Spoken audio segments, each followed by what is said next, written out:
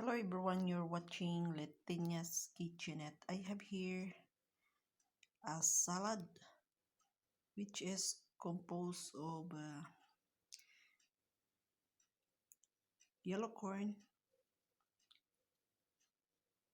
boiled beans, cherry tomatoes, cucumber, boiled eggs, and yogurt. This is a very healthy, yummy diet food, an ideal food for the diabetic and high blood person.